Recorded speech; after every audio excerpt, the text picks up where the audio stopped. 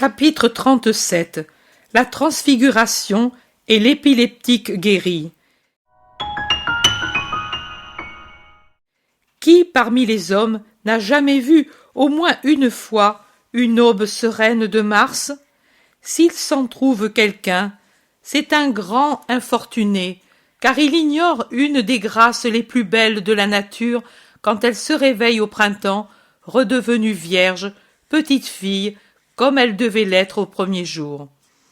C'est une grâce pure dans tout ce qu'elle présente, depuis les herbes nouvelles où brille la rosée, jusqu'aux fleurettes qui s'ouvrent comme des enfants qui naissent, jusqu'au premier sourire de la lumière du jour, jusqu'aux oiseaux qui s'éveillent dans un frôlement d'ailes et qui disent leur premier « sip » interrogateur, qui prélude à tout leur discours mélodieux de la journée, jusqu'à l'odeur même de l'air qui a perdu pendant la nuit, par l'action de la rosée et l'absence de l'homme, toute souillure de poussière, de fumée et d'exhalaison de corps humain. C'est dans cette grâce que cheminent Jésus, les apôtres et les disciples. Avec eux se trouve aussi Simon d'Alphée. Ils vont vers le sud-est, franchissant les collines qui forment une couronne autour de Nazareth. Ils passent un torrent et traversent une plaine étroite entre les collines de Nazareth et des montagnes vers l'est. Ces montagnes sont précédées du cône à moitié coupé du Tabor qui me rappelle étrangement, en son sommet, la coiffure de nos carabiniers vus de profil. Ils le rejoignent. Jésus s'arrête et dit « Que Pierre, Jean et Jacques de Zébédée viennent avec moi sur la montagne. Vous autres, disséminez-vous à la base en vous séparant sur les routes qui la côtoient et prêchez le Seigneur. Vers le soir, je veux être de nouveau à Nazareth. Ne vous éloignez donc pas. La paix soit avec vous. » Et s'adressant aux trois qu'il a appelés, il dit « Allons !» Et il commence la montée, sans plus se retourner en arrière, et d'un pas si rapide que Pierre a du mal à le suivre. À un arrêt, Pierre, rouge et en sueur, lui demande hors d'haleine « Mais où allons-nous? Il n'y a pas de maison sur la montagne. Au sommet, il y a cette vieille forteresse. Veux-tu aller prêcher là? » J'aurais pris l'autre versant, mais tu vois que je lui tourne le dos. Nous n'irons pas à la forteresse, et ceux qui y sont ne nous verront même pas. Je vais m'unir à mon Père, et je vous ai voulu avec moi, parce que je vous aime. Allons vite. Oh, Monseigneur, ne pourrions-nous marcher un peu plus doucement et parler de ce que nous avons entendu et vu hier et qui nous a tenus éveillés toute la nuit pour en parler? Au rendez-vous de Dieu, il faut toujours se rendre rapidement. Allons, Simon-Pierre, là-haut, je vous ferai reposer. Et il reprend la montée. Jésus dit, joignez ici la transfiguration que tu as eue le 5 août 1944, mais sans la dictée qui lui est jointe. Après avoir fini de copier la transfiguration de l'an dernier, PM copiera ce que je te montre maintenant. Je suis avec mon Jésus sur une haute montagne. Avec Jésus, il y a Pierre, Jacques et Jean. Ils montent encore plus haut, et le regard se porte vers des horizons ouverts dont une belle et tranquille journée permet de voir nettement les détails jusque dans les lointains. La montagne ne fait pas partie d'un ensemble montagneux comme celui de la Judée. Elle s'élève isolée et, par rapport à l'endroit où nous nous trouvons, elle a l'Orient en face, le Nord à gauche, le Sud à droite et en arrière, à l'ouest, la cime qui dépasse encore de quelques centaines de pas. Elle est très élevée et l'œil peut découvrir un large horizon. Le lac de Génézareth semble un morceau de ciel descendu pour s'encadrer dans la verdure, une turquoise ovale enserrée dans des émeraudes de différentes teintes, un miroir qui tremble et se ride sous un vent léger et sur lequel glissent avec l'agilité des mouettes les barques aux voiles tendues, légèrement penché vers l'onde azurine, vraiment avec la grâce du vol d'un alcyon qui survole l'eau à la recherche d'une proie. Puis voilà que de l'immense turquoise sort une veine, d'un bleu plus pâle là où la grève est plus large, et plus sombre là où les rives se rapprochent, et où l'eau est plus profonde et plus sombre à cause de l'ombre qui projette les arbres qui croissent vigoureux près du fleuve qui les nourrit de sa fraîcheur. Le Jourdain semble un coup de pinceau presque rectiligne dans la verdure de la plaine. Des petits villages sont disséminés à travers la plaine des deux côtés du fleuve. Quelques-uns sont tout juste une poignée de maisons, d'autres sont plus vastes, avec déjà des aires de ville. Les grandes routes sont des lignes jaunâtres dans la verdure, mais ici, du côté de la montagne, la plaine est beaucoup mieux cultivée et plus fertile, très belle. On y voit les diverses cultures, avec leurs différentes couleurs, riant au beau soleil qui descend du ciel serein. Ce doit être le printemps, peut-être mars, si je tiens compte de la latitude de la Palestine, car je vois les blés déjà grands, mais encore verts, qui ondulent comme une mer glauque, et je vois les panaches des plus précoces parmi les arbres à fruits qui étendent des nuées blanches et rosées sur cette petite mer végétale. Puis, les prés tout en fleurs, avec le foin qui a déjà poussé, dans lesquels les brebis qui paissent semblent des tas de neige amoncelés un peu partout sur la verdure. Tout à côté de la montagne, sur des collines qui en forment la base, des collines basses et de peu d'étendue, se trouvent deux petites villes, l'une vers le sud et l'autre vers le nord.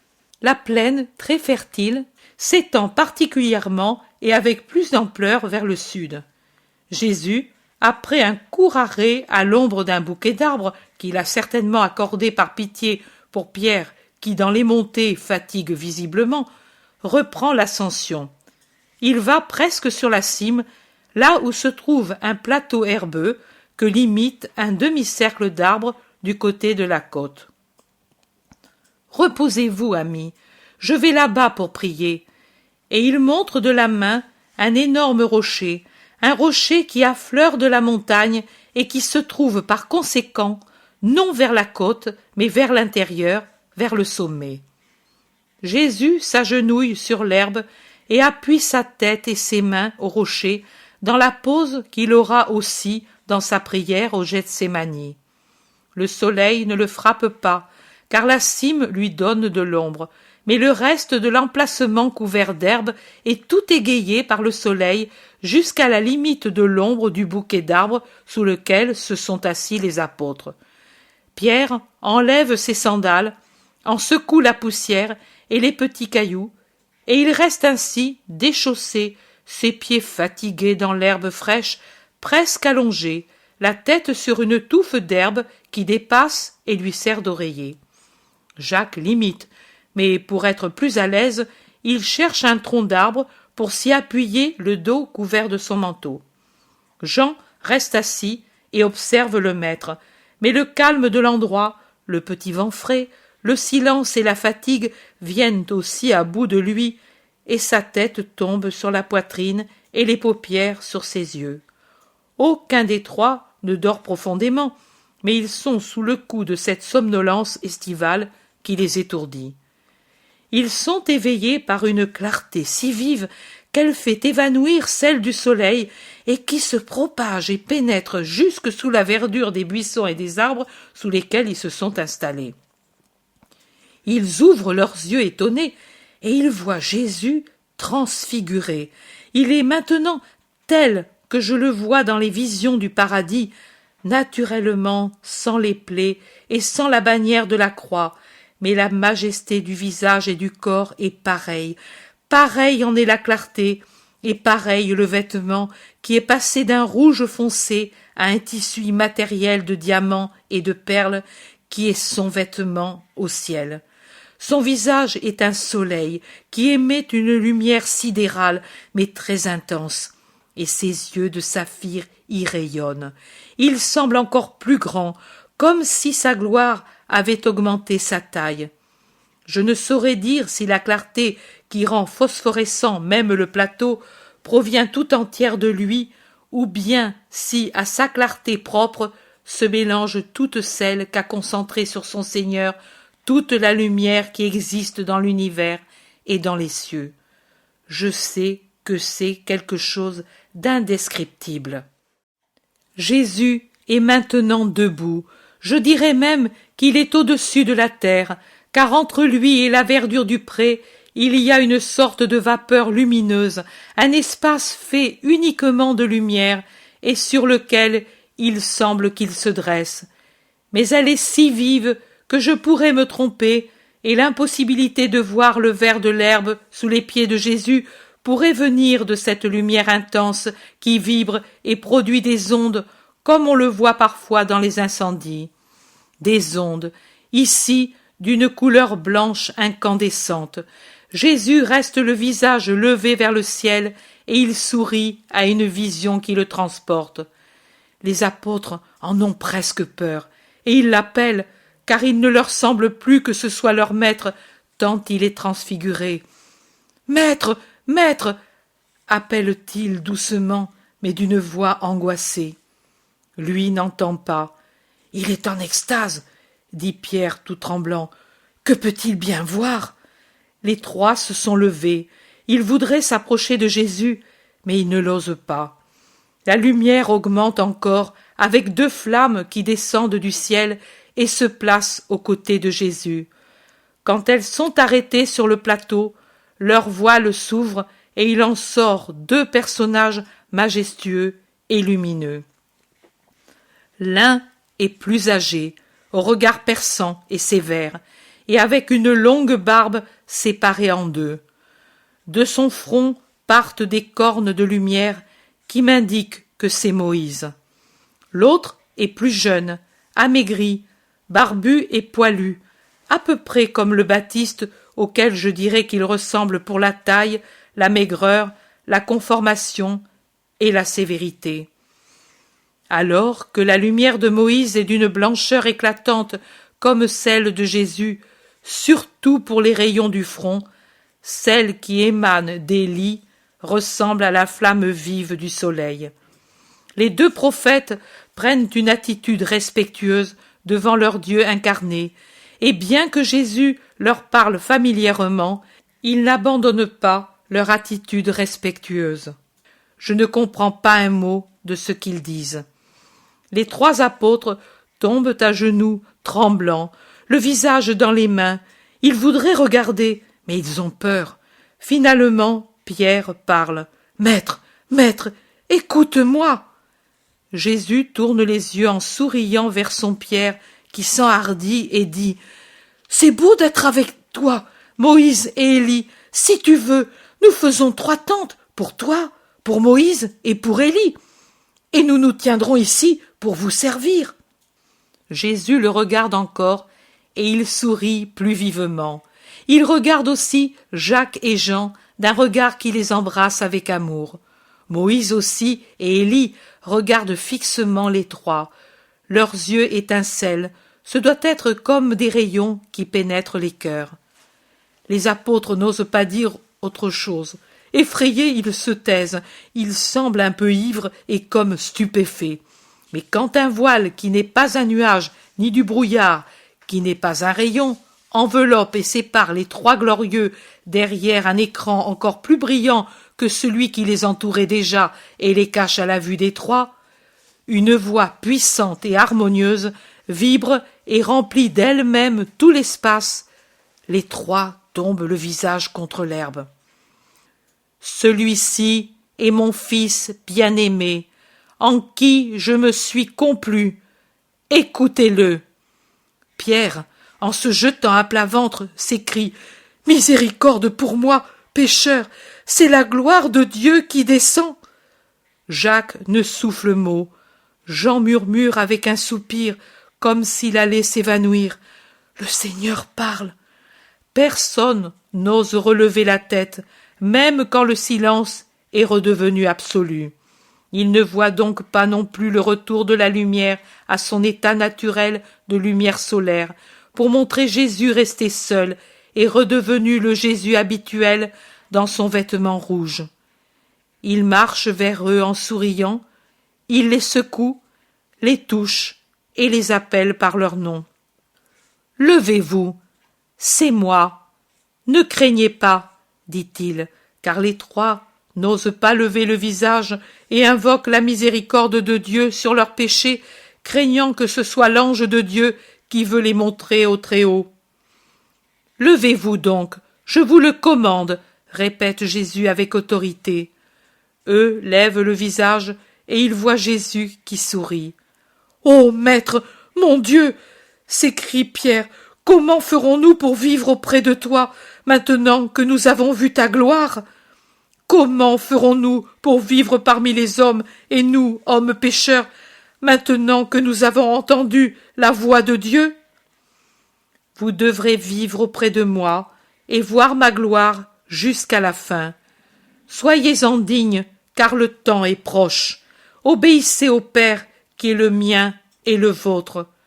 Retournons maintenant parmi les hommes, parce que je suis venu pour rester parmi eux et les amener à Dieu. Allons, soyez saints, en souvenir de cette heure. Soyez forts et fidèles. Vous aurez part à ma gloire la plus complète. Mais ne parlez pas maintenant de ce que vous avez vu. À personne, pas même à vos compagnons. Quand le Fils de l'homme sera ressuscité d'entre les morts et retourné dans la gloire de son Père, alors vous parlerez. Parce qu'alors il faudra croire pour avoir part à mon royaume. Mais Élie ne doit-il pas venir afin de préparer à ton royaume ? Les rabbis le disent. Élie est déjà venu et il a préparé les voies au Seigneur. Tout arrive comme il a été révélé, mais ceux qui enseignent la révélation ne la connaissent pas, ne la comprennent pas, ils ne voient pas et ils ne reconnaissent pas les signes des temps et les envoyés de Dieu. Élie est revenu une première fois, il reviendra une seconde fois quand les derniers temps seront proches pour préparer les derniers à Dieu. Mais maintenant, il est venu pour préparer les premiers au Christ, et les hommes n'ont pas voulu le reconnaître. Ils l'ont tourmenté et mis à mort. Ils feront la même chose au Fils de l'homme, car les hommes ne veulent pas reconnaître ce qui est leur bien. Les trois penchent la tête, pensifs et tristes, et ils descendent par le chemin par où ils sont montés avec Jésus. Et c'est encore Pierre qui dit dans une halte à mi-chemin « Ah, Seigneur, je dis, moi aussi, comme ta mère hier, pourquoi nous as-tu fait cela ? Et je dis aussi, pourquoi nous as-tu dit cela ? Tes dernières paroles ont effacé de nos cœurs la joie de la vue glorieuse. C'est une grande journée de peur que celle-ci. Ce qui nous a d'abord effrayés, c'est la grande lumière qui nous a éveillés plus forte que si la montagne avait brûlé, ou que si la lune était descendue pour rayonner sur le plateau, sous nos yeux. Puis ton aspect et ta façon de te détacher du sol, comme si tu allais t'envoler. J'ai eu peur que toi, dégoûté des iniquités d'Israël, tu ne retournes aux cieux, peut-être sur l'ordre du Très-Haut. Puis j'ai eu peur de voir apparaître Moïse, que les gens de son temps ne pouvaient regarder sans voile, tant resplendissait sur son visage le reflet de Dieu. Et c'était un homme, et maintenant c'est un esprit bienheureux et enflammé de Dieu. Et Élie, miséricorde divine, j'ai cru être arrivé à mon dernier moment, et tous les péchés de ma vie, depuis le temps où tout petit je volais des fruits dans le garde-manger du voisin, jusqu'au dernier, quand je t'ai mal conseillé ces derniers jours, tous me sont venus à l'esprit. Avec quel tremblement je m'en suis repenti. Puis il m'a semblé que ces deux justes m'aimaient.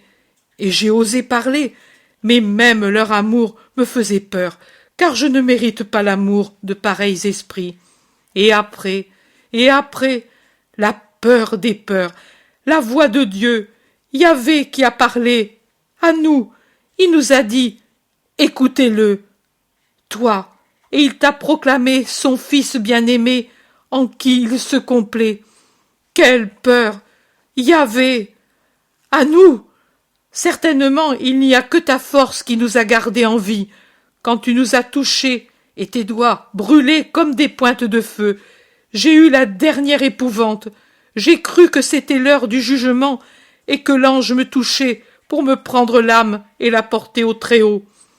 Mais comment ta mère a-t-elle fait pour voir, pour entendre, pour vivre, en somme, cette heure dont tu as parlé hier, sans mourir, elle qui était seule, jeune, sans toi? Marie, la sans tache, ne pouvait avoir peur de Dieu. Ève n'en eut pas peur, tant qu'elle fut innocente, et il y avait moi le Père et l'Esprit, nous qui sommes au ciel, sur la terre et en tout lieu, et qui avions notre tabernacle dans le cœur de Marie, dit doucement Jésus. Quelle chose! Quelle chose! Mais après tu as parlé de mort, et toute joie est finie. Mais pourquoi, justement, à nous trois, tout cela? Ce n'était pas bien de la donner à tous, cette vision de ta gloire? C'est justement parce que vous vous évanouissez en entendant parler de la mort, et mort par supplice du Fils de l'homme, que l'Homme-Dieu a voulu vous fortifier pour cette heure et pour toujours par la connaissance anticipée de ce que je serai après la mort. Rappelez-vous tout cela pour le dire en son temps. Avez-vous compris? Oh oui, Seigneur, il n'est pas possible d'oublier, et ce serait inutile de le raconter. Ils diraient que nous sommes ivres. Ils reprennent leur marche vers la vallée, mais arrivé à un certain endroit, Jésus tourne par un sentier rapide en direction d'Andorre, c'est-à-dire du côté opposé à celui où il a quitté les disciples.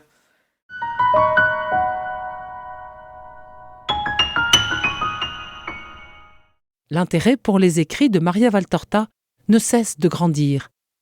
Et les fruits récoltés, vocation, conversion, sont immenses. Visionnaire de la vie du Christ, de la conception de Marie jusqu'au début de l'Église, sa description des personnages, de leur psychologie, la précision des lieux où ils évoluent, des coutumes et mœurs de l'époque, est proprement sidérante et à ce jour inégalée.